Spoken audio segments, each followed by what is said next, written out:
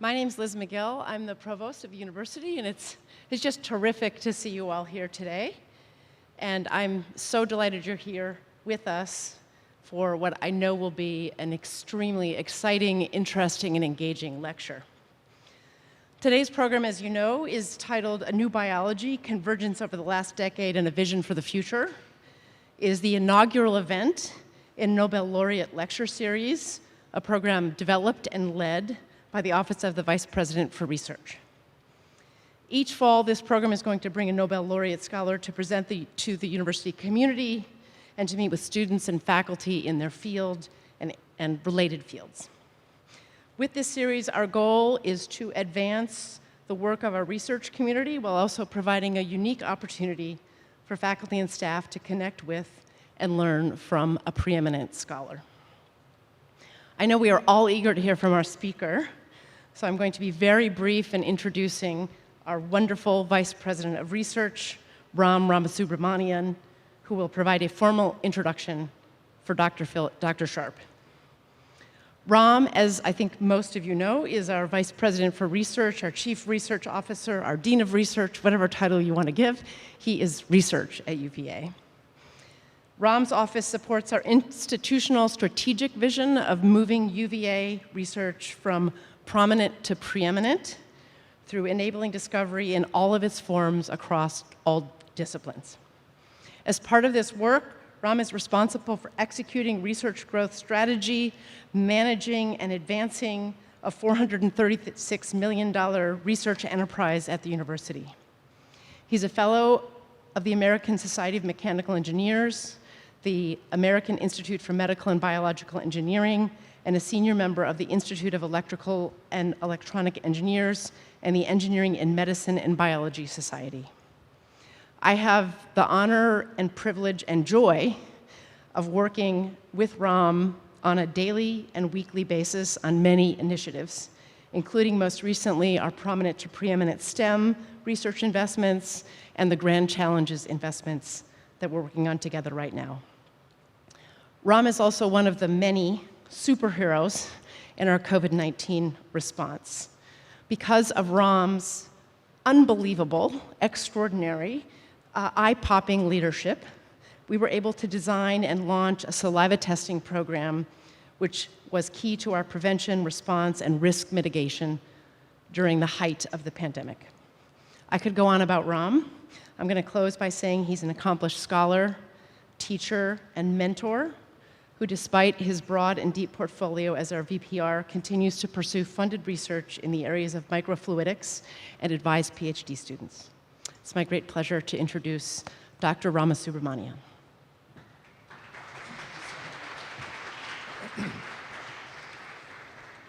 Thank you, Liz, for that very generous introduction. First of all, I want to thank Provost McGill in extending a warm welcome to all of you to this inaugural Nobel Laureate Lecture Series. I'm honored to introduce Professor Phil Sharp as our inaugural speaker. Phillip A. Sharp is an institute professor at the Massachusetts Institute of Technology and member of the Department of Biology and Koch Institute for Integrative Cancer Research. He joined the Center for Cancer Research in 1974 and served as its director for 6 years before taking over as head of the Department of Biology, a position he held for the next 8 years. He was founding director of the McGovern Institute for Brain Research, a position he held from 2000 to 2004. His research interests have centered on the molecular biology of gene expression relevant to cancer and the mechanisms of RNA splicing. Dr. Sharp has authored over 430 papers. His landmark work in 1977 provided the first indications of discontinuous genes in mammalian cells. The discovery fundamentally changed scientists' understanding of gene structure and earned Dr. Sharp the 1993 Nobel Prize in Physiology or Medicine. He is an elected member of the National Academy of Sciences, National Academy of Medicine, the American Academy of Arts and Sciences, the American Philosophical Society, and the Royal Society UK. Among his many awards are the Gardner Foundation International Award, the Lasker Basic Medical Research Award, and the National Medal of Science. His long list of service includes the presidency of the AAAS, chair of the Scientific Advisory Committee of the SU2C, Stand Up to Cancer project of the American Association for Cancer Research. Professor Sharp was recently honored with the 2020 AACR Award for Lifetime Achievement in Cancer Research. Dr. Sharp co-founded Biogen in 1978 and served as a member of its board of directors and chair of the Scientific Advisory Board. He is also the co-founder of L&M Pharmaceuticals and continues to serve as a member of the board of directors and chair of the Scientific Advisory Board. Dr. Sharp consults and serves on boards of other biotechnology companies.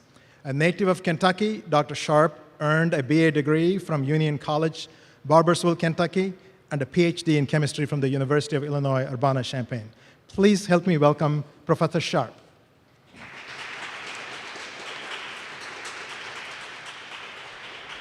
Thanks, Fred.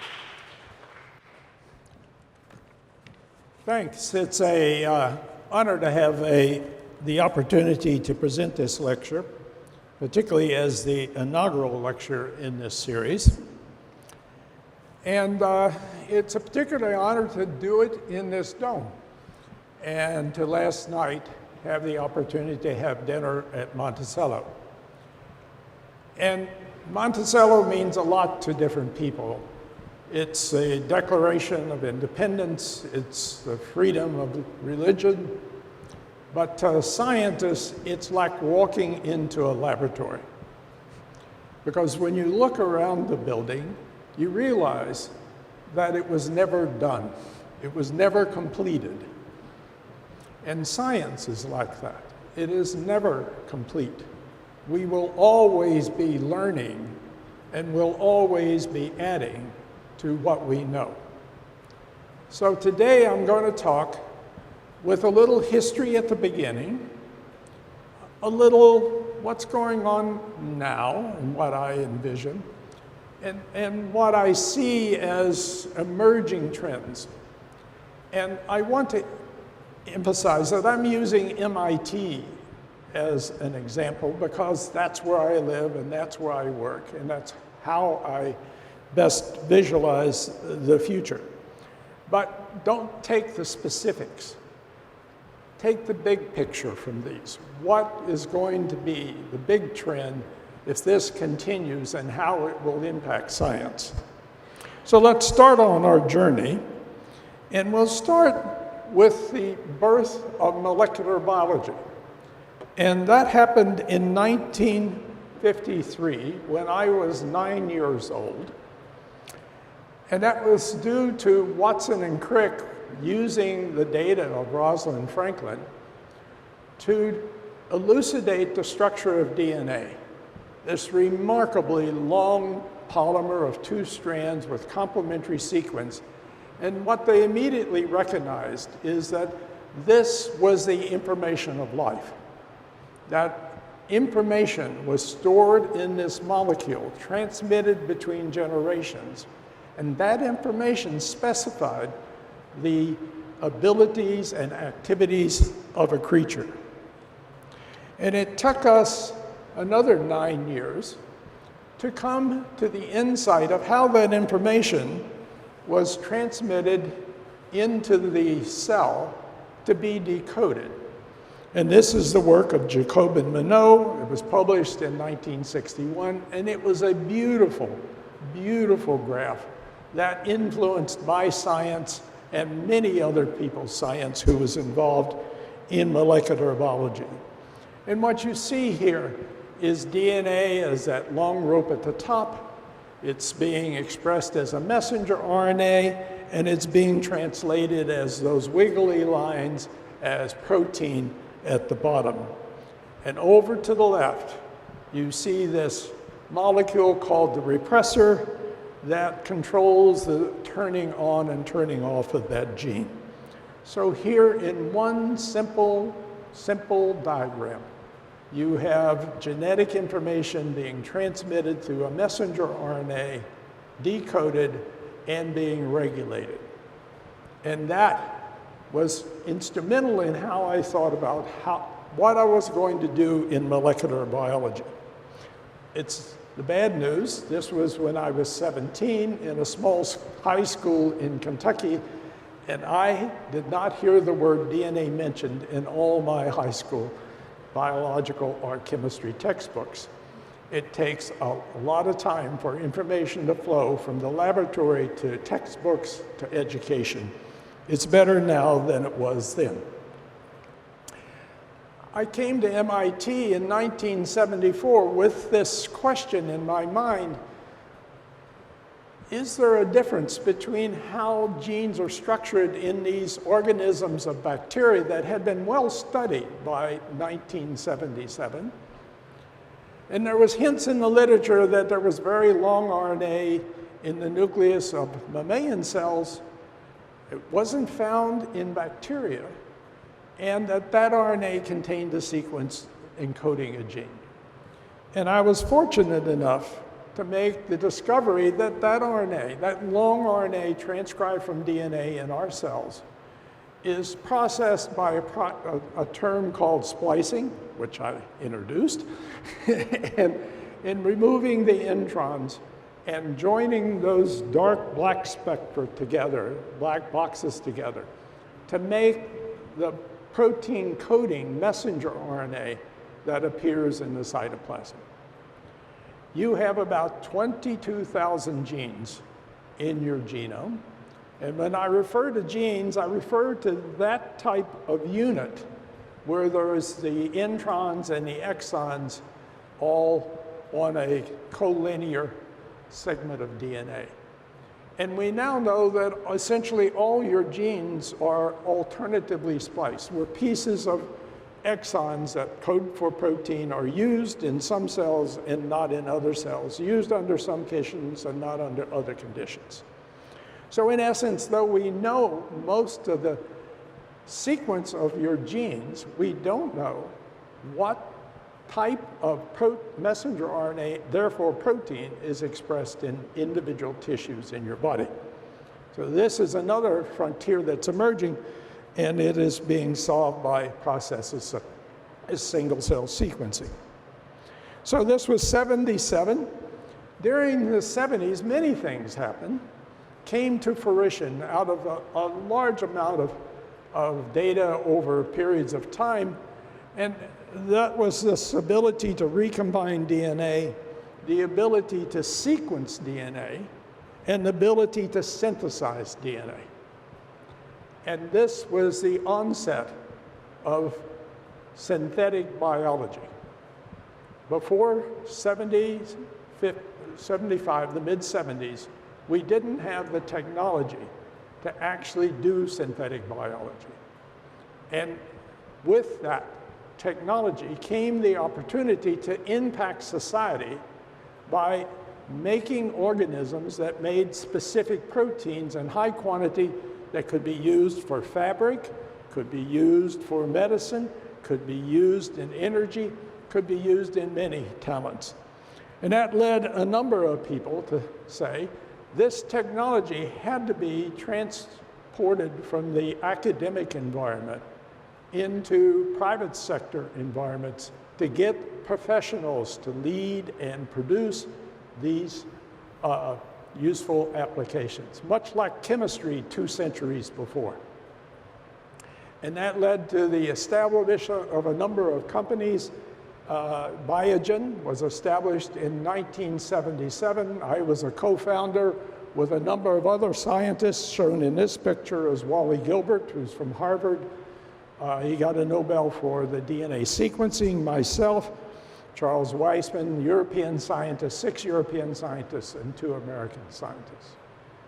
Biogen was the 3rd company organized. Genentech was the first, Cetus was the second. Both of those have been acquired. Biogen is the oldest freestanding company in biotech. But that's not what's really interesting. What led after this development of recombinant DNA is the ability to sequence whole genomes. And then we knew in man the sequence of every gene, the location of that gene, and how in disease processes it is changed. And this has led to an insight in medicine, an insight in many other attributes of human behavior and activity, and is really one of the most important fundamental advances after the ability to do synthetic biology in the field of biological science, in my opinion. But the combination of recombinant DNA and now the ability to have the human genome sequence and the sequence of many other organisms have led to the transformation in society in many ways. And I want to highlight what it has meant in terms of the environment at MIT, because I think this is something that you will continue to see: scientific advances, technology advances out of universities, transforming our economy, transforming our society, our local communities, impacting on how the community works. And what you see here in this graph, it's too small here for you to identify specifically, is MIT along the Charles River in those red buildings, and then around MIT, and the names are above it, are biotech and pharmaceutical companies. And there's about another 100 companies that are too small to be identified there. This has transformed Cambridge, Mass, where it's located. It's transformed Boston, and it's transforming the state.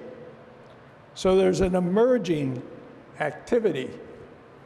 And these are some of the companies that are there, but large pharmaceutical companies such as Novartis and Pfizer and Sanofi, and now Moderna, which emerged a block from MIT down the street to produce the vaccine, one part of the vaccine that has really helped us respond to COVID, all come out of this environment and is part of how biology is marching forward, both in an academic environment. Harvard is up the red line from here, 10 minutes on an underground. Mass General is across the river, 5 minutes on the subway system, and Harvard Medical School is about 20 minutes away. So this is a community that is extraordinary in both the intensity of the research in academic and medical, as well as the intensity of the translational process that translates medicine to treatment. So one of the more contemporary examples of what this means is the decrease in cost of DNA sequencing. This has transformed the way we look at medicine and will continue to over decades. It'll be the driver of an enormous amount of change in how we deliver medical care and how we prevent disease. It's now, this is a graph that shows the cost to 215. It's about $1,000 a genome. The first genome was about $1 to $2 billion. And it's now down to probably $200 to do a genome. It's cheaper than a MRI scan or a CAT scan or something that you typically experience in your medical care. We sequence cancers, we sequence disease states, we sequence total populations, we sequence single cells in tissue and reconstruct tissue from a genetic and messenger RNA level. We can reconstruct disease processes over longitudinal times. This is providing an enormous base of data that, when integrated, as I will mention later, with other types of data, is having an enormous impact on healthcare. But I want to turn to the simplest form of insight from this disease. This is Mendelian mutations in the population that cause disease. And as of 2005, there were 3,000 Mendelian transmitted disease genes known in populations. It's probably now close to 5,000 to 6,000. 8% of all live births are thought to have a Mendelian genetic disease gene.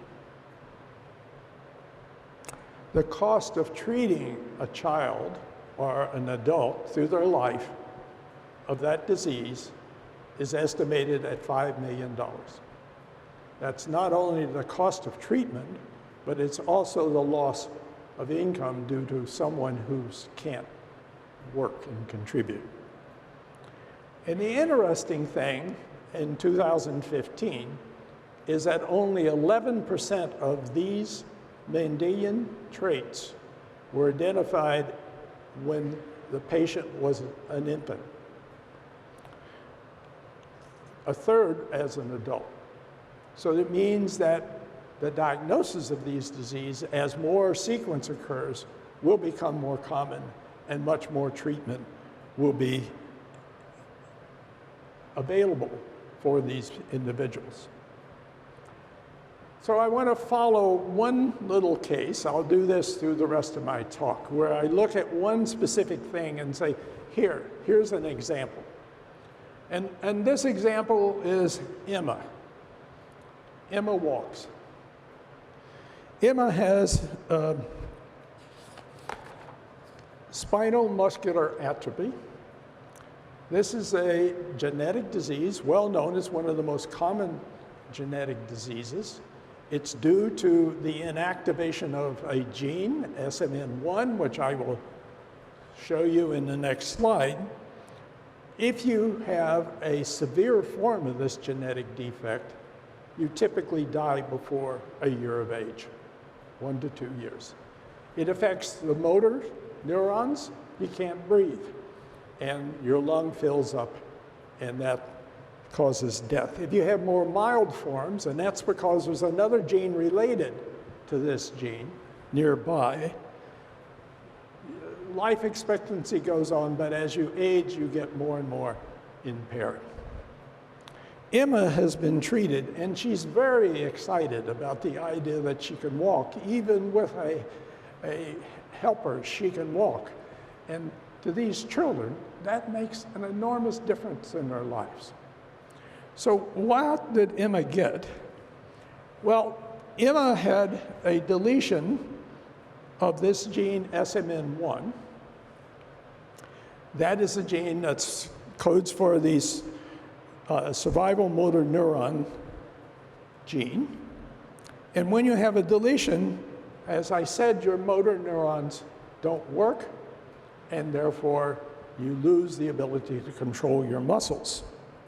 But right next to that gene on your chromosome is another gene called SMN2, and it's very similar to SMN1 in that it has the same function, but it has a nucleotide change, as shown there to the right with a red mark, that causes the skipping, alternative splicing of exon 7.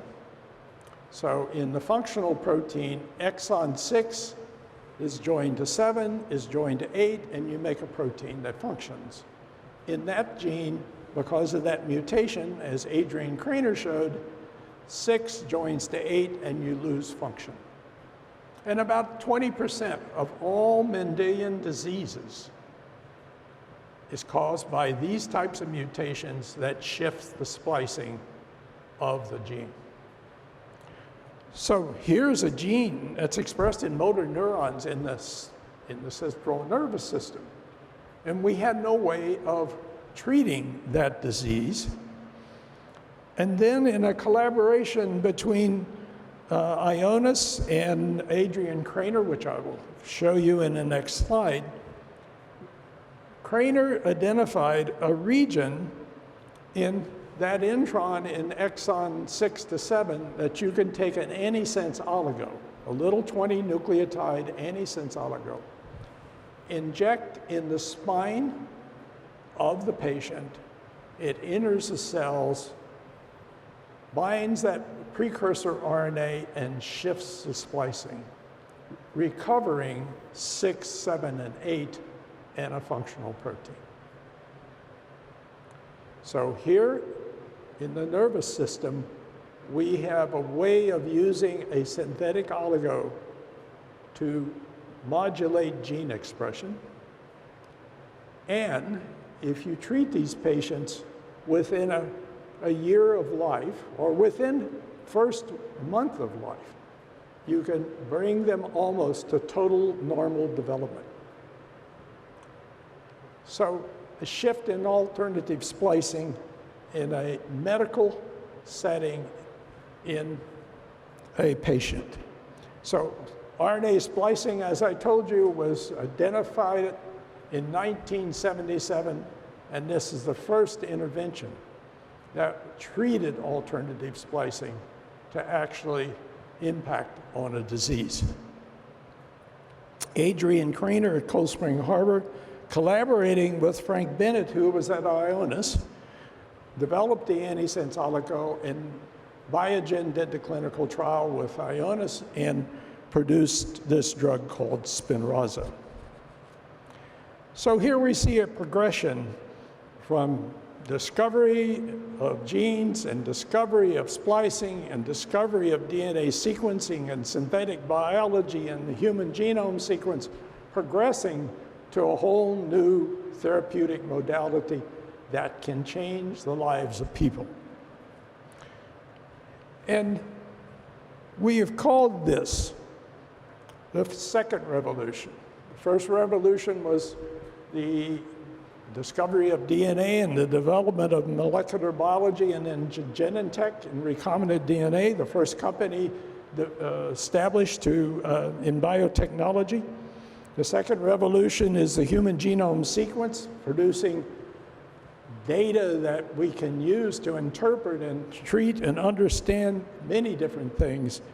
And now we're in the third revolution, as we talk about it at MIT, which is in convergence of this new field of molecular biology and genetics into a broader engagement in society's problems through the collaboration and engagement of other disciplines, engineering and physics and chemistry, and a new way that's not been done before.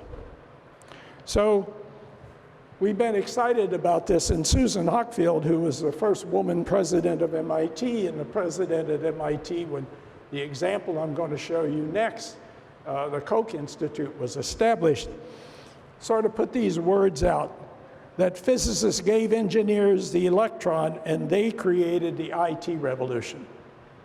That took about 150 years. And biologists gave the engineer the gene, and together they will generate the future. And that concept of the collaboration and engagement, collaboration is not a one-way street. Collaboration goes both ways if it's going to be successful. That integration and collaboration is really what is driving change now in biological science. So let's talk a little bit about that. What are some of the great challenges facing us? And how does life science really impact on these challenges? Food. As I will point out in the next slide, there are 8 to 9 billion people now on Earth. And we have to feed them. That's a minimal standard. We have to feed them. There's going to be enormous problems. Energy. How do we get renewable sources of energy? Not only energy to drive our cars and energy to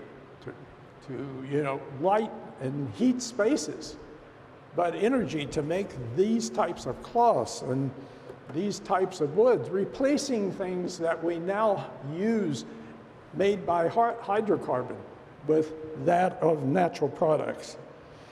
The environment, halting and reversing ecosystems. The intensity of human activities on Earth will change our ecosystems. And we're not going to be able to stop them. But we can ameliorate the impact by having ways of measuring and quantitating and deciding how we're going to deal with that impact and how to educate people to minimize it. And then health, medicine, individualizing health surveillance and care, which is going to be a revolutionary step forward in medical care and treatment. From the president of the National Academy pointed me out. The challenge, think about it, and we don't think enough about this, there are 8 to 9 billion people on Earth now, in various levels of standard of living, most of which are not like this, in this beautiful hall and us talking to each other. And the amount of arable land to feed that individual is a half an acre. Your house sets on, if it's a single dwelling, sets on about a half acre of land as a minimum. And that's how much land is going to be if we wanted to feed, if we were able to feed all those people. So new technologies are going to be needed to do that and to raise the individual and the educational level of those individuals so that we can gain control of how the population is growing and how we have activities that enrich people's lives. So what do I see as some of the future of convergence? And I'm going to illustrate a few of these in the rest of my talk. I know you can't see this, so I'm going to just read a few from my notes here. Early disease detection to intercept the progression of disease. We'll talk about this in a moment a little bit more, but to intercept disease is much cheaper and more effective than to try to treat a full-blown disease. So if we can move with data, our healthcare to interception and prevention, we will have a big impact on the health of people. Regeneration and cell engineering for tissue and organ. We can now grow cells. We understand how cells grow in relationship to each other. We should be able to take that and engineer tissues that grow a kidney, that grow connective tissue. We can now grow skin. We grow skin and graft it onto people that are burnt. We've been doing that for 25, 30 years. But we should be able to grow other organs and treat disease that way in time. Technologies that enhance immunotherapy and vaccines. Immunotherapy and cancers change cancer care. And we have autoimmune diseases that that impact on about 1 in 10 people, all of which is part of the immune system we should be able to deal with. And then computational models of complex disease, all the way down to understanding the totally non-dynamic, the equilibrium state of a cell and how it maintains itself away from equilibrium by a network of interactions is something we can understand. It's physics applied to a unit cell. And with enough knowledge, we can treat that. Nanotechnology for monitoring diseases, advanced imaging at every level from gene to body, new agents to treat neurological and psychiatric diseases. And that's why I mentioned this SMA treatment, because it's a new modality in the central nervous system that is gene specific. And that's really an incredibly important advance. And algorithms for data-driven medical decisions. So let's talk a little bit about what Convergence is doing at MIT. And this is one example of many. This is the Koch Institute. The Koch Institute is engineering and biology. We have about 12 engineers and 12 biologists all in one building with a director. The director that established this was Tyler Jacks. We have some of the most outstanding engineers at MIT who are now heads of departments. They're just, the head of chemical engineering is in this building and developed her career here. The head of biological engineering is in this building. The new head of this building is Matt Vander Heiden. On every floor, half the floor is engineers, half the floor is biologists. And where's the food? In the middle. Where's the bathroom? In the middle. Where's the offices? In the middle. To bring the students and the faculty together so that the engineers speak biology and the biologists speak engineering. They develop a CREO, a language that they can communicate with each other and ultimately collaborate with each other. Now, not only is the building, we have core facilities in this building for many different researchers because we can share the cost. We can hire people to be there to help us with bioinformatics, with single-cell sequencing, with large-scale activities of sorting and other things. But beyond that, we have an equal number or larger number of people in other departments located throughout the campus that are members of the Koch. So we bring a core together, but we also bring people from across the campus together. And we share ideas and collaborations across the campus. And then using the authority and resources, we can reach to Dana-Farber and to Sloan Kettering in New York and to MD Anderson in Texas to collaborate. And that's been transformative. So I want to basically mention a little bit of science from the molecular genetics and immunology group at MIT. We have more immunologists in engineering than we do in biology and life science in the Faculty of Arts and Science. And why? Because engineers love unit cells. They can isolate individual cells, they can modify individual cells, they can characterize individual cells. So it is an entree into biology that takes advantage of their technologies of isolation and characterization of units. In this particular case,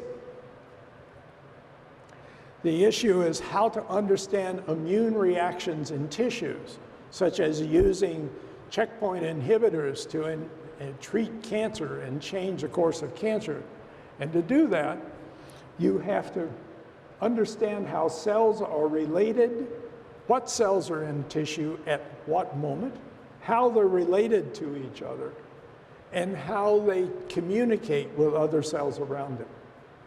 So this is a problem of both technology and collecting that information and computation in the modeling in 3 dimensions of tissue and communication between cells. And then once you do that, what you want to do is to know which cells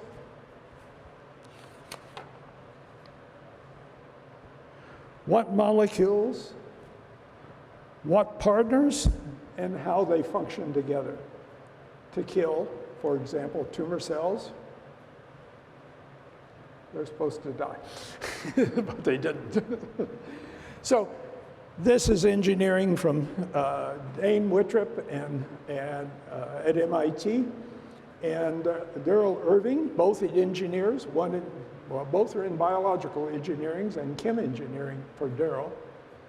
So they're using checkpoint inhibitors down at the bottom. They're putting adjuvants specifically to tumor cells that have antigens that the tumor cell is expressing.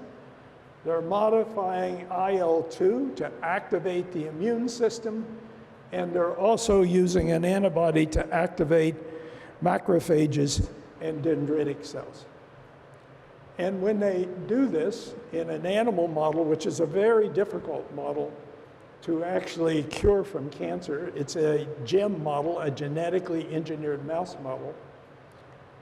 What they can do, as shown to the bottom here, is in the untreated case, you get melanoma all over the ear and the body. But in the treated case with these agents in combination, they basically can cure the cancer. And at the top, you see survival.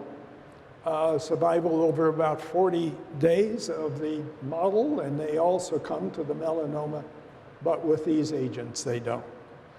So they've advanced this with other technologies to activate the immune system local, given the time and the graphics. I won't take you through that, but it is an ongoing collaboration between cancer biologists, genetic oncologists working in mouse models, and immunologists engineering technology to advance treatment. There's other examples in which nanoparticles are being, this is by Sangeeta Bhatia, antibodies are being used to target peptides to tumor, nanoparticles, sorry, are being used to target peptides to tumor. Tumors express certain proteases that non-tumors do not, and you can detect then tumors in animals by peptides signatures in the serum, in the urine of the animal. And another is implanting a device that releases chemotherapeutic compounds locally within a tumor. Each of those little wells is a different combination of chemotherapy compounds. And then about a week later, you go in and recover the tissue around the device, and you can tell from the cell death around each of those wells what combination of chemotherapeutic compounds this tumor will respond to. So instead of using an animal model, you use the patient and the tumor site to identify the sensitivity to a drug. All of this is being translated into medicine. So I began by saying biology is information. And information is going to be the most important aspect of advancing in biology over the coming decades. Information such as medical history, environment, behavior, information in imaging, metabolism, and cell status, information in genetic profiles of the patient. And the reason that information is going to be important is that it will allow us, at the level of a patient, to identify patients who are beginning to progress at the early stage of disease, and therefore be treatable to give you essentially a long-term stabilization of the disease while the patient is functional, or better yet, a cure in cancer. And it's well known that if we can identify patients early in the disease process, we can intervene that reduces the death rate to that cancer, be it colorectal cancer, be it breast cancer, where these technologies are actually being used, prostate cancer. And that type of intervention is really what's the most promising aspect of something I'm showing you here. And that's the increase in the cost of healthcare over the last decades versus the income of individuals. Healthcare in this country now costs us about 18% of GDP. We spend almost 1/5 of every dollar on healthcare. And that increase is going to become to the stage, if it's not there, of limiting other investments in other things that are very important to society. So not only do we want to advance the quality of healthcare and the quality of life, we want to do it in a way that we can afford it and have the ability to deal with energy and the environment and other aspects of life. Google, Amazon, Microsoft, and IBM have recognized this. And I show you a picture here of Google in Kendall Square next to MIT. A 9-floor building was completed this year for Google, over top another 5 floors they had next door. They have relationships with the Broad Institute. They're developing many ways of looking at data and processing data in healthcare. The same is true of Apple, Amazon, IBM. So the fact that healthcare is going to be an informational process and data is going to be the coin of the realm is not lost. And I was in a meeting where I was talking in a panel, and the panelists asked me, if you were a student coming into this science, how would you want to be trained? I was trained as a biophysical chemist from a background in chemistry coming to biology. If I was a student now, I'd be trained in computational science with an understanding of enough chemistry and biology to really be able to bring this new frontier of power to healthcare. So I think it's transformational, and I believe we need, as a university, to do this. I'm going to use one example, and this is from the Jameel Clinic at MIT, and it's just one example. We in biology have been trying to build bridges between what is one of the most outstanding electrical engineering and computer science departments in the world, which is no more than that window away from the biology building. And it's a different culture. It's a different way of doing things. And the languages are different, and it took us a long time. And we're just beginning to see this, and this is out of one example of that. The Broad brought major changes, and this is the Jameel Clinic. And the Jameel Clinic is led by Regina Barzali, a fabulous machine learning algorithm computational scientist. Jim Collins, who can be called the father of synthetic biology, an extraordinarily broad-thinking engineer who's brought many aspects of biology to engineering, and Demetrius Demirtas, who is a systems medical record translation individual.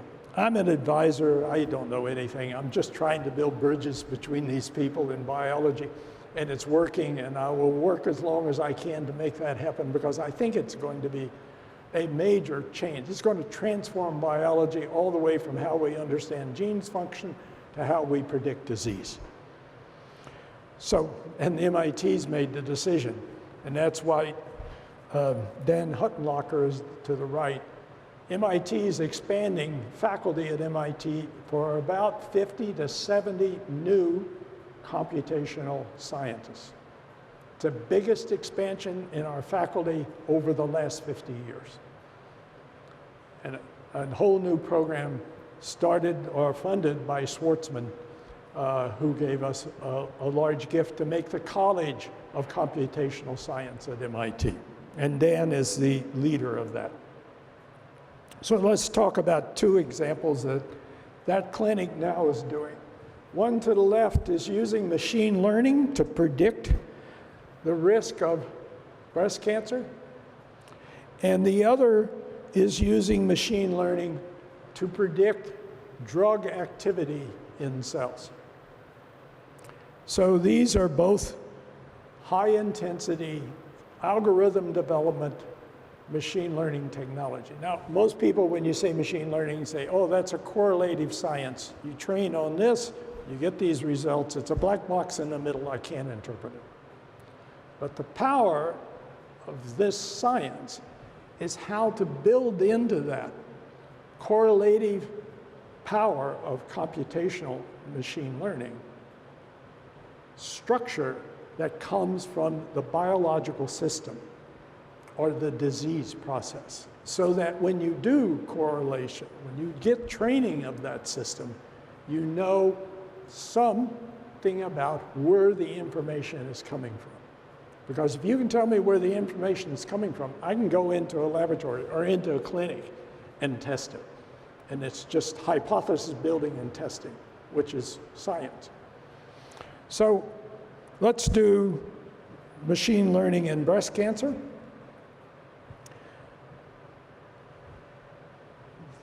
Regina Barzali has developed a program that takes in family history, imaging, medical records, and then predicts breast cancer from images over a 2 to 3 year period with something on the order of a 90% accuracy.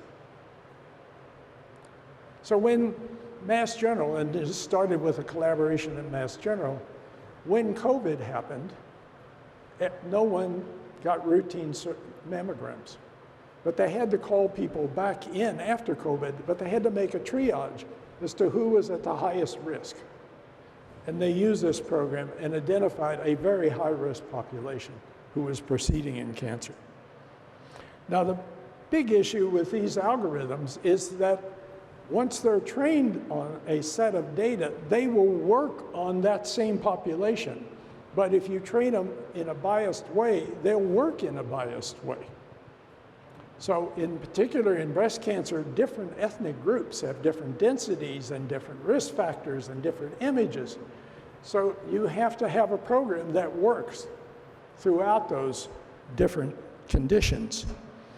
And so they did that in the sense that they obtained medical records at a number of, and images from a number of centers and trained on both types, ethnic diversity, and different machines to develop a machine learning algorithm. That activity, and there should be numbers down at the bottom, is working in ethnic groups in South America, Africa, throughout the country, in different parts in the US, and different areas and with different ethnic groups.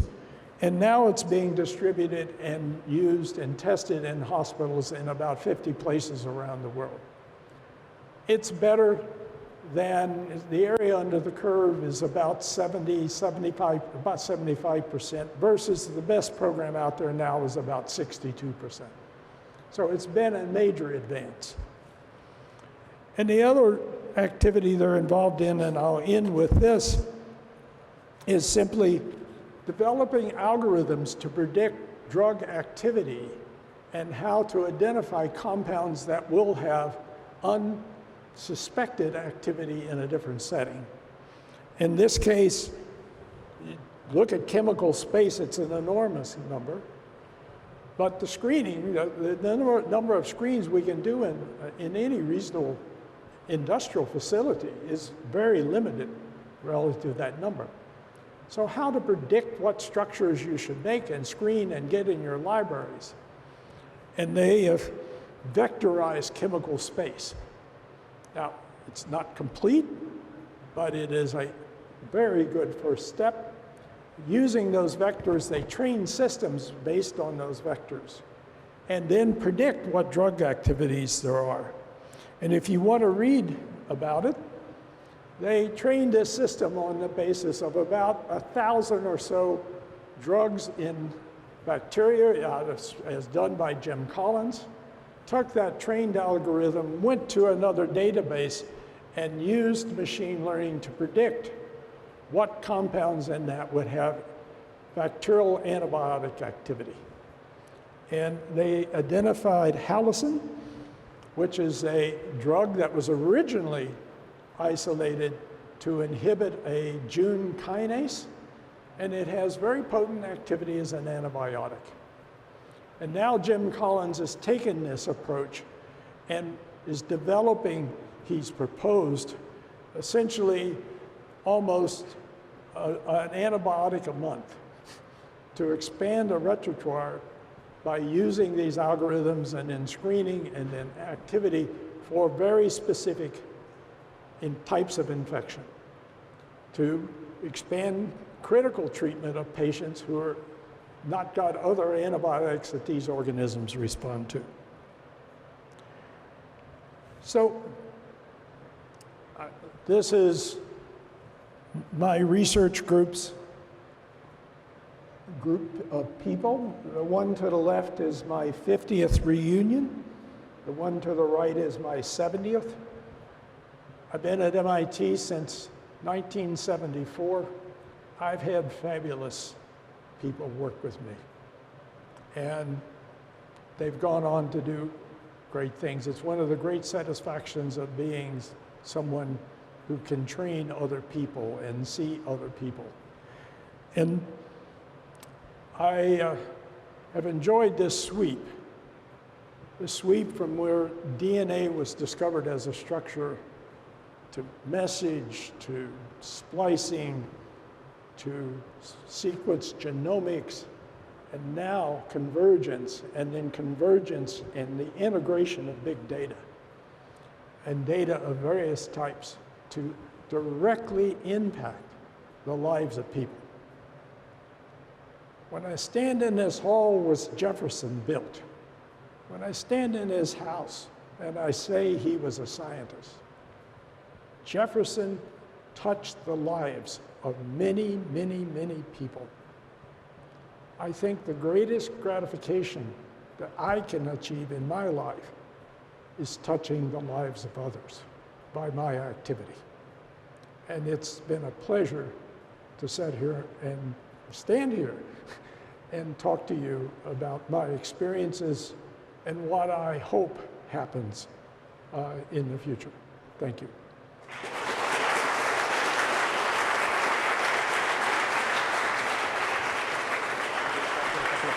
If they want, if you got time.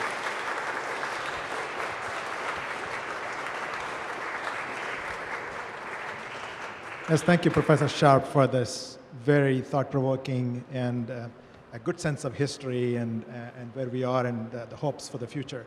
Professor Sharp says that he's willing to entertain a couple of questions. So if you can keep your questions concise and raise your hand, we can bring the microphone to you.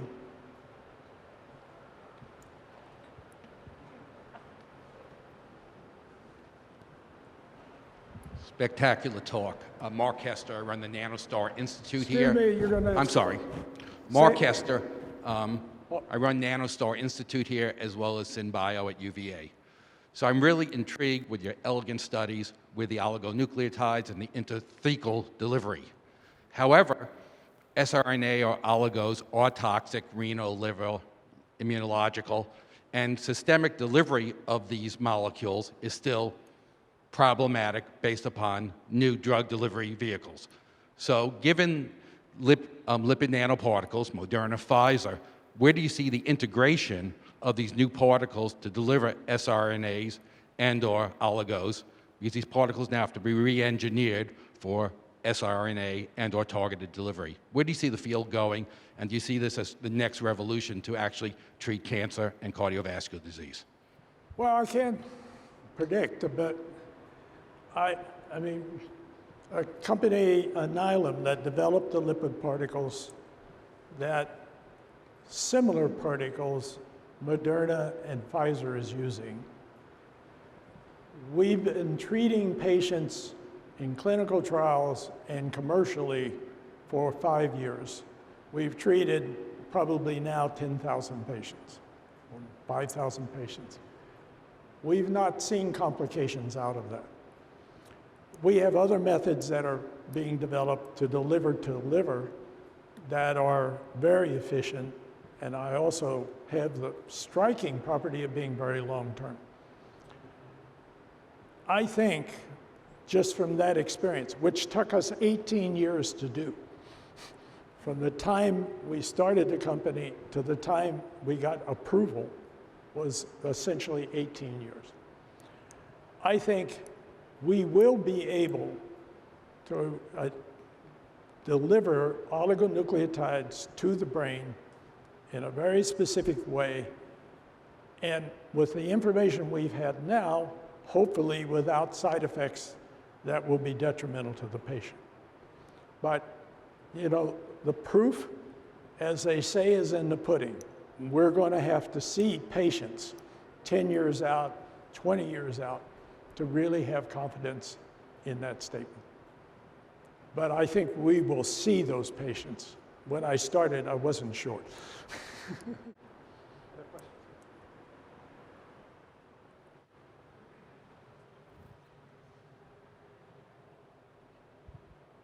Thank you, Professor. I wanted to ask, in those interdisciplinary initiatives that you mentioned, oh, I should speak up. In those interdisciplinary initiatives that you mentioned going on at the Koch Institute, is there any place for like mathematics, like pure mathematics, for example? Has it been part of this interdisciplinary, these initiatives that have been undertaken? One of the biggest challenges we have is how to integrate a large amount of inexact data into higher order relationships that we can then use to interpret and predict new activities. So that's basically a mathematical issue, right? We're using machine learning algorithms and approaches now, but they are limited, as I said, about being able to understand how that prediction is made, correlation is made, and bringing a mathematical model to that, mathematics in general, is something that is of great interest. And the Broad has very good relationships and has students, fellows, who make the transition from pure mathematics into computation with these large data sets, both driving mathematics, because a mathematician isn't interested in necessarily solving biological problems. They're interested in the mathematics and how to develop algorithms or proofs that understand our advanced mathematics. So you have to have an environment in which both people feel useful, not as serving someone, but both people are feeling that they're gaining new knowledge from the collaboration. And we in biology is at a stage where really meaningful mathematics can be done now. Thank you, Professor.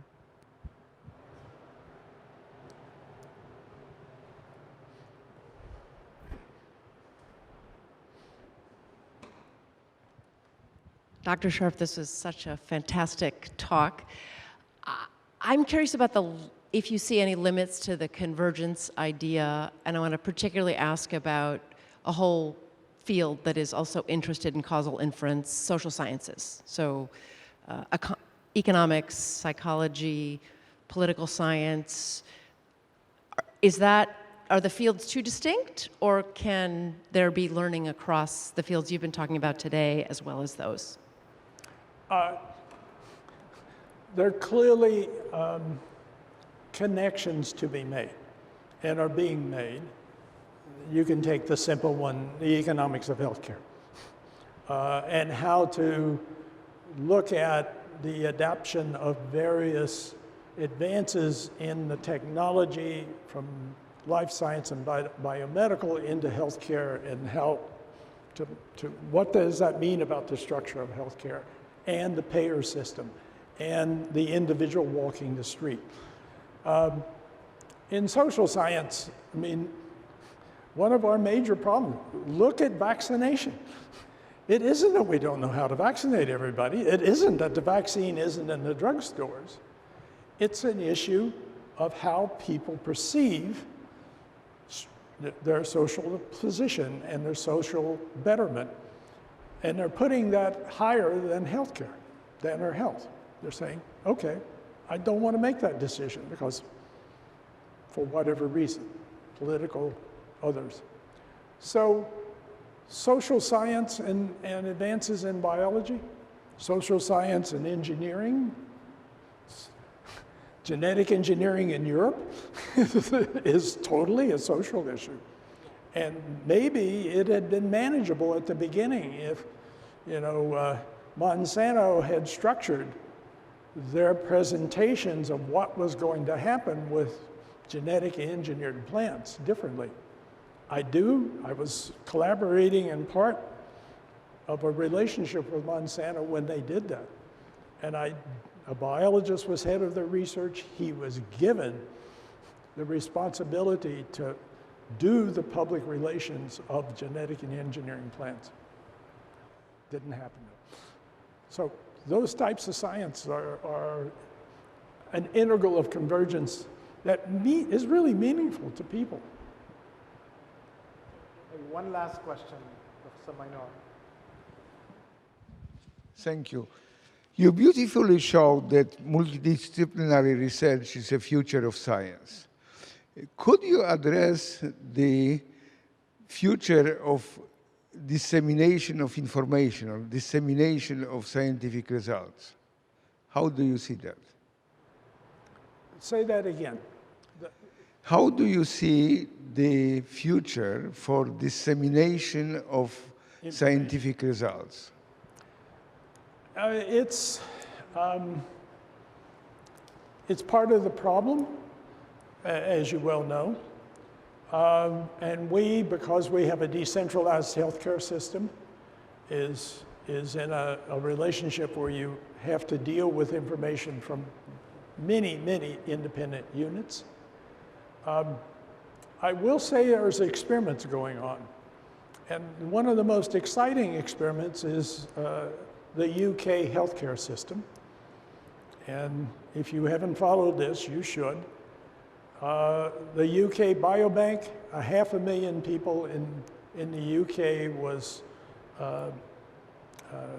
dealt with informed consent, volunteered to have their medical records available, volunteered to be tested, volunteered to donate DNA. That has led to an identification of a large number of disease genes, which they then are actually participating in clinical trials which will bring to their patients in the UK healthcare system more innovative and better healthcare. So I think there are ways to win-win here, but it's going to take some successful experiments such as that to make it happen. Thank you. Yes, oh sure. Once again, please join me in thanking Professor Sharp. Thank you. And at 3 o'clock in Newcomb Hall, I'll have the pleasure of sitting down with Professor Sharp and exploring his early life and his trajectory that I think you will find it fascinating and a lot of things we can learn from. I welcome you to join us. Thank you.